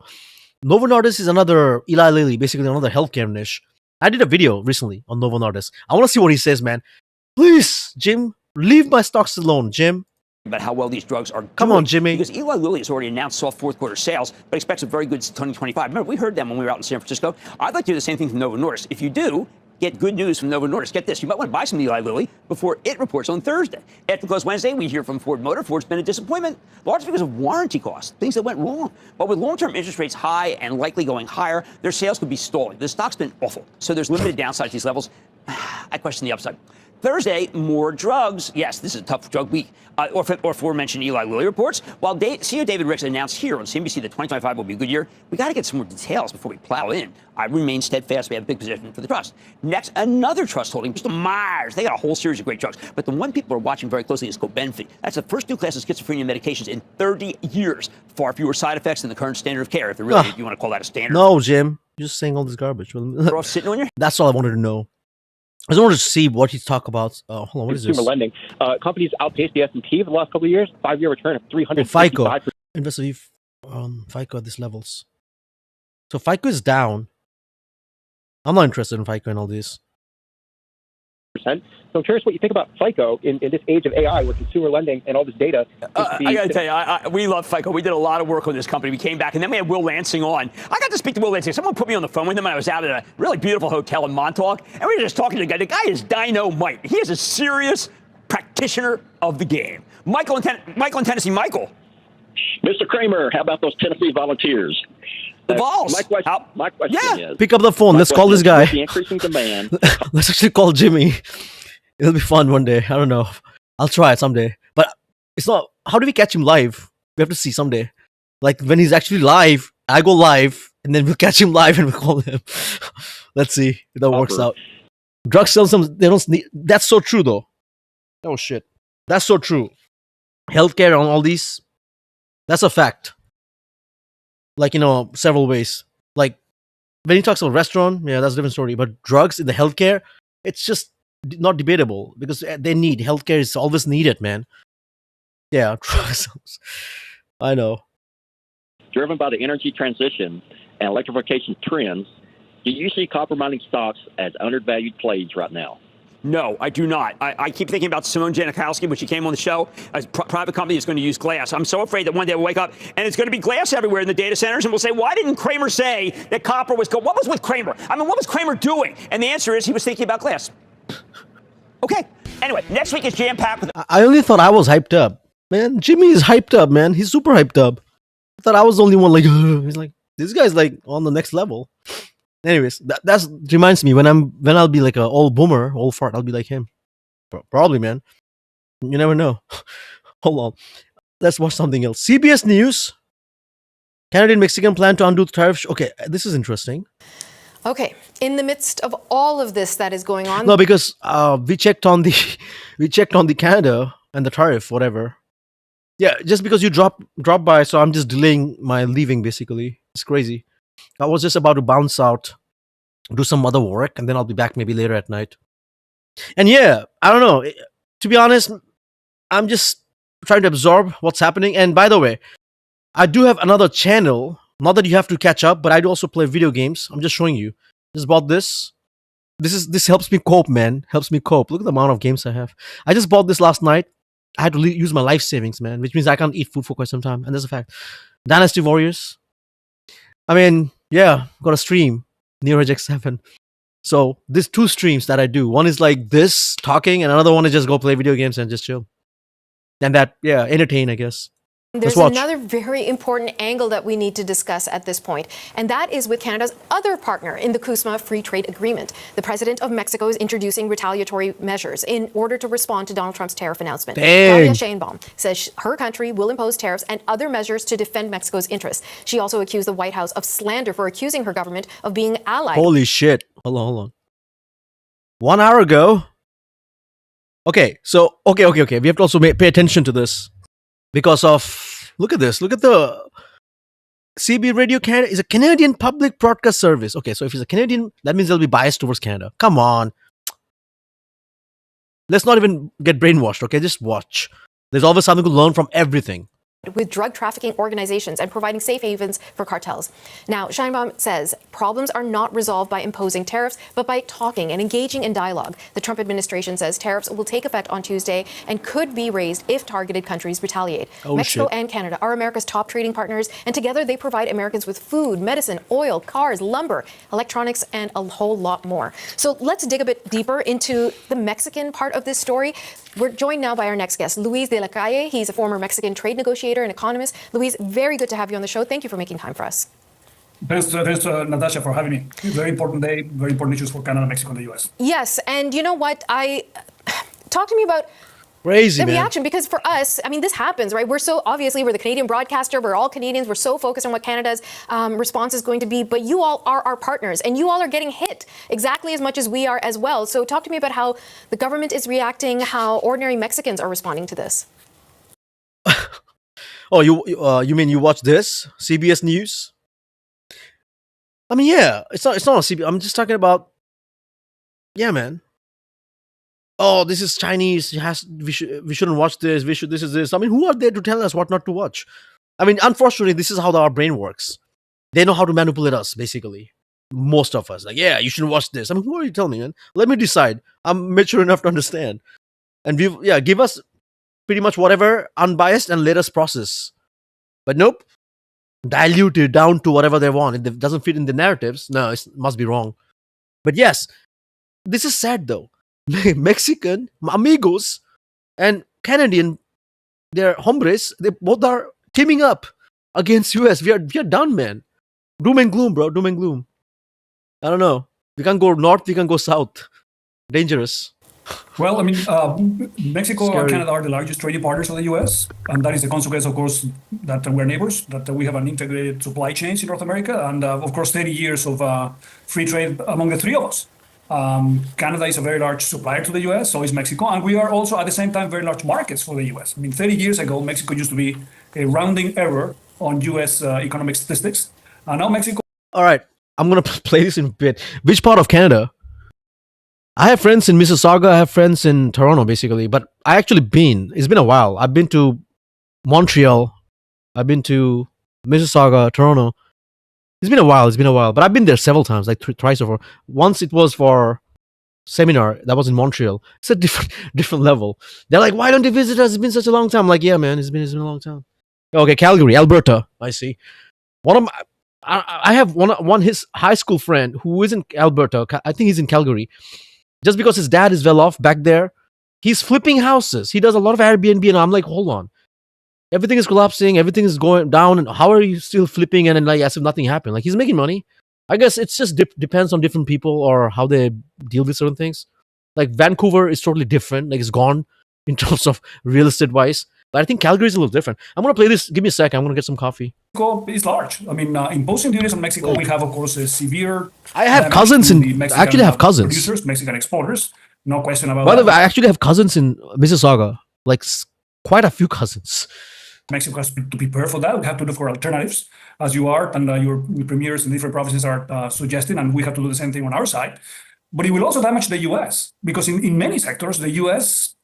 Consumer, the U.S. producer, depends on things coming from Mexico and Canada. And even though Donald Trump has been saying, and he's sending tweets saying that they can live only with what they produce, truth of the matter is that is not the case. And the level of duty at 25% across the board is unprecedented. And it is unprecedented that this is done to your main markets and your main suppliers. I think the President Trump is overdoing it, and that the consequences of this will be quite severe. And I think Mexico and Canada have to have a strategy which only objectives is that these measures are reversed. Now, reversing these measures proposed by the White House is something that will depend much more on what Americans think and do and demand their own president than whatever Mexico and Canada can offer to President Trump. And so then on that point, I mean, you've worked very closely with American negotiators. Are people in Washington pushing the president in his own administration? Maybe don't do this. Maybe back off a bit. Well, I mean, if you look at the Republican circles, people around the White House and people close to Donald Trump, they don't dare to say to the president, Mr. President, what they are doing is not good. So it might take some time. But I mean, we need to convince Americans that this is not in their own best interest. I mean, if they're going to enter into a situation where the U.S. will become more protectionist and try to close their economy in relative terms, the worst partners to begin with that process is your neighbors, because I mean we are part of the same economic ecosystem, and we will find a lot of people in the U.S. that we have to stand up and say, listen, this is not the way to proceed. And the irony of all this is that, of course, fentanyl and migration are important issues that we have to address. I mean, there is no question about that. But in punishing legal trade, I mean, looking from the Mexican side, I mean, Mexico, we're struggling to build a more modern country, and we have significant challenges. We need to promote the legal trade, the law-abiding companies, the companies that have invested to integrate themselves better to the North American economy. By punishing those people that have done things correctly, I mean, you encourage the people that do illegal things, like criminal groups that we have to fight. But we have to Does the stream lag? On our own. The drug trafficking. If you're watching this, I'm just curious. Does the stream ever stop, lag, or kind of thing?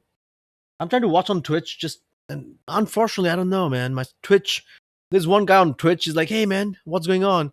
It doesn't even show up here. Give me a second. I'm just curious. Why doesn't Steam?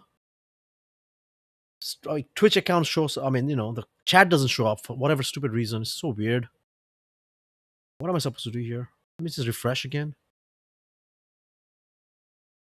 Let me see. Just want to make sure. No, that's sad. I'm out on tube and it is good. Hey Tara, what's up? Alright, so it means there's no issues. Okay. Alright, so it doesn't. I see. So basically it's Twitch. Alright, fair enough. Yeah, I just don't want to. I thought it was my microwave. I thought whenever you turn on the microwave, maybe it interrupts the signal. Yeah, I mean, microwave has some issues in Bluetooth wise. I can feel it sometimes. I thought that was the reason. But anyway, that's fair enough. Trafficking is a regional issue that has to do also with all the three of us, but more with the U.S. in my view, and we need their cooperation, as President Sheinbaum said. Luis, what industries in Mexico would feel this the most and the most quickly as well? Well, I mean, the largest trade we do with the U.S., and this happens, of course, also with Canada, is the auto industry and the auto parts industry. I mean, the 60% of the auto parts that the U.S. imports from the world to manufacture cars in the Midwest come from Canada and Mexico. So imposing a 25% duty will doom car manufacturing in the Midwest. I mean, that is the best way to encourage importation of cars from Japan and Korea. This is going to take a huge U.S. hit. manufacturers of autos in Michigan, in Ohio, will not be able to produce competitively if there is a 25% duty on that. And that's without taking into account the retaliation from Canada and Mexico if that comes. So I think they underestimate the level of integration. The same thing on food. I mean, Mexico's exports of agricultural products and agro-industrial products last year into the U.S. represented 26% of all U.S. global imports of food. I mean, from avocados to beer to tequila, tomatoes and bell peppers and everything else. Tequila? What? Bell peppers and tequila? Maybe I can avoid tequilas. But hold on. They're going to put 25% on my Jose? What? Hold on, let me see this again. How could you, man? I mean, from avocados to beer to tequila, tomatoes and bell peppers Avocados? and everything else.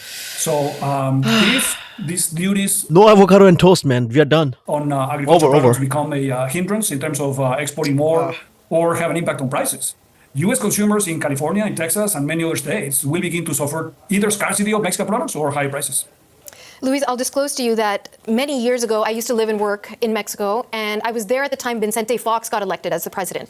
And I asked many of my friends and colleagues, why are you so excited? And it was precisely this ability to open up the economy to the American markets. They felt that Vicente Fox had connections to the Bush administration, and that would be very beneficial for Mexico and specifically for NAFTA, a greater expansion of NAFTA. And I know that you've worked very closely on the design of NAFTA, of implementing it. Now, sitting here today, seeing that in many ways, NAFTA is being torn up, or at least being completely disrespected by these tariffs that are being brought in. What sort of position does that leave you feeling in?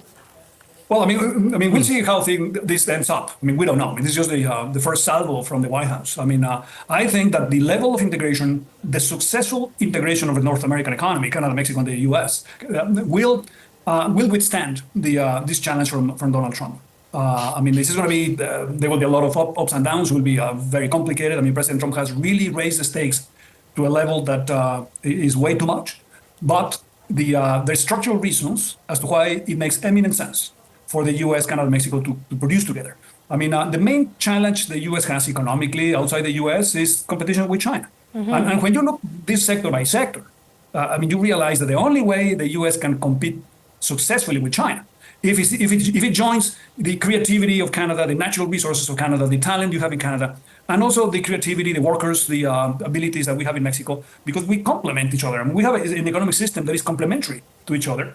And the country that had to make the most effort in the trade opening when we joined the agreement more than 30 years ago was, of course, Mexico, because Mexico was a closed economy that wanted to change. And we have changed quite significantly. I mean, we have a lot of issues and problems in Mexico still.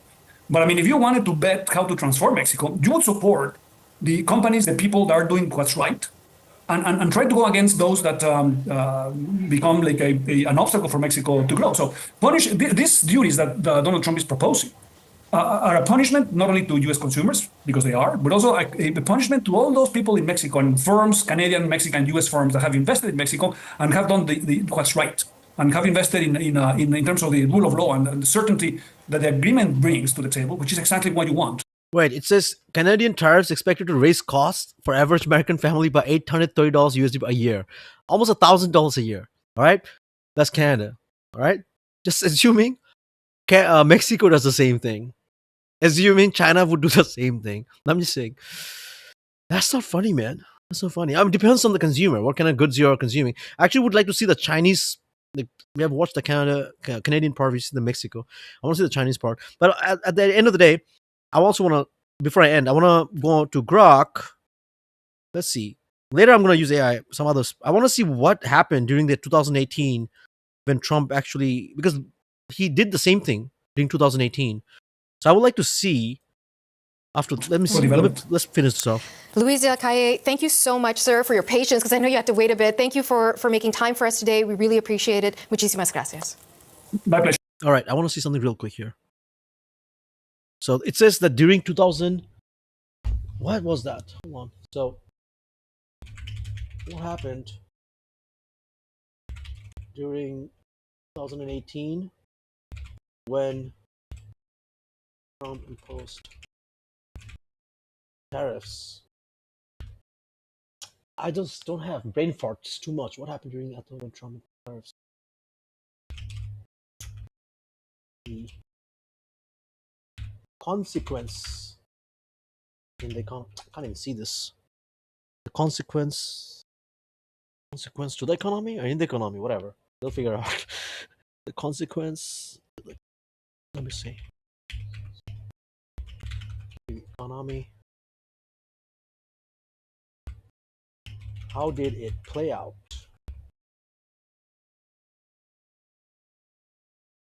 I want to see just real quick. Okay, so to make it smaller, you can see it.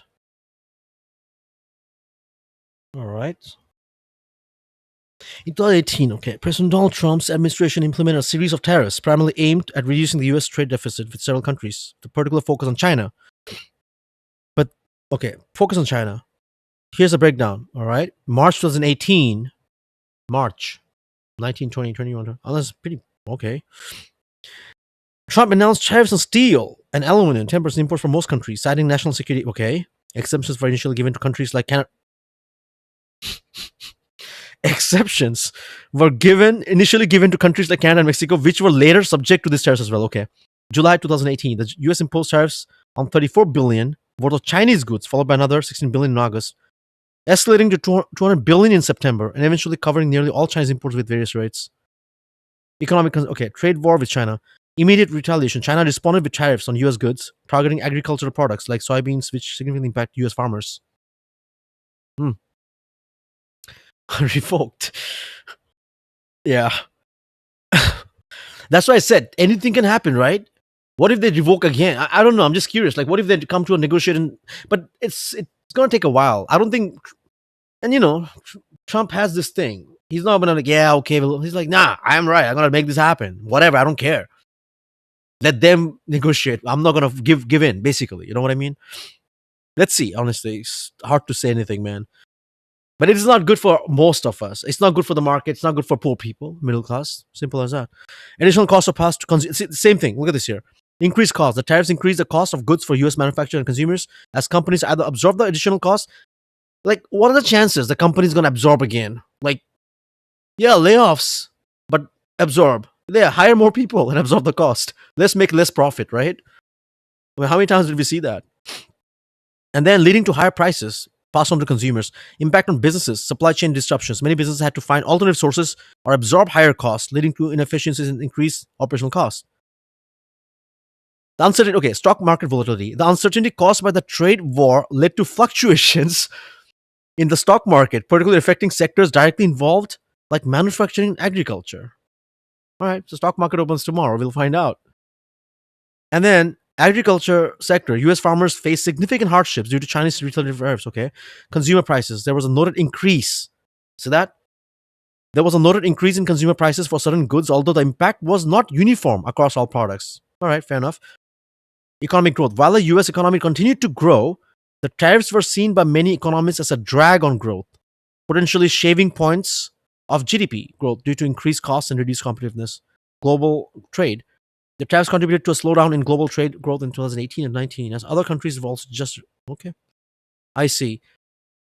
The slowdown in a global trade growth 18 and 19. Can you imagine this? I'm just saying, like Gerald said a few minutes back, like trend forecaster can't speculate or predict anything. It's just forecasting based on past things.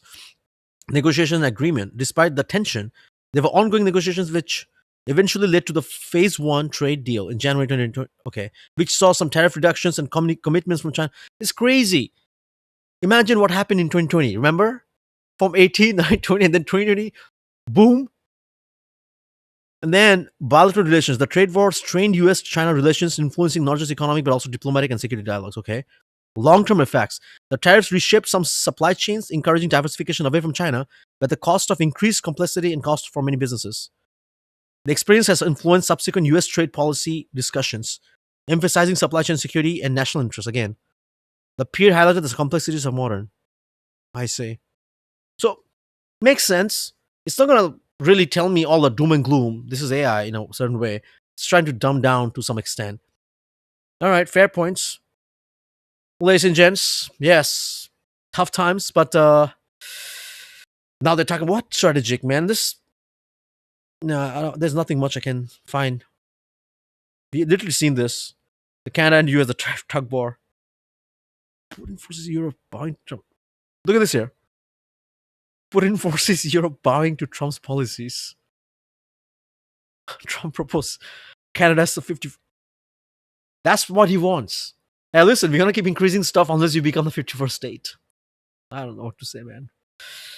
India revalues crypto policy. I mean, global shifts. I want to see this real quick.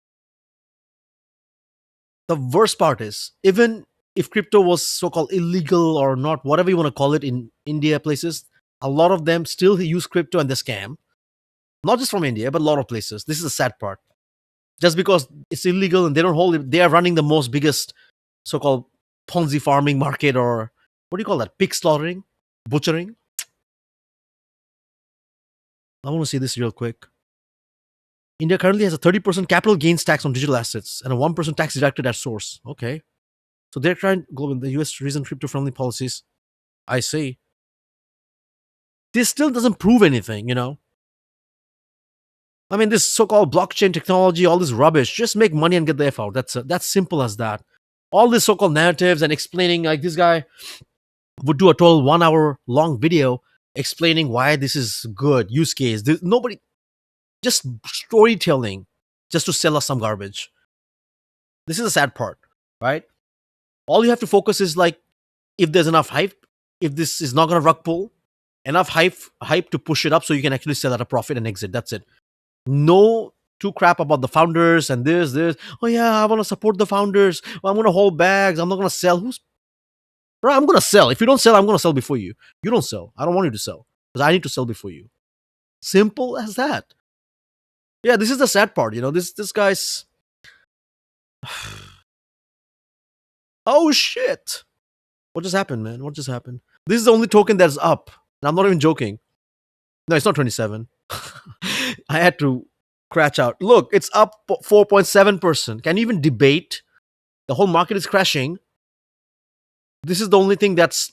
Imagine people having millions of dollars in net worth basically on this token right now. I'm not even joking. Look. He literally shilled here. And I just told you, right? He shilled and it's pumping. He shilled right here. And I'm sure he's shilling again. If you go back and you can see, this is when he did. I love Trump again. 1 day ago. And you have this, it pumped. Then again, the insiders or whoever cashed out. And now it's again pumping. You see the date thing here, $20, right? And you go back, still sitting here, 2050. Because it's going back and forth. It's crazy. When you think about, I'm not going to get here right now. Anyways,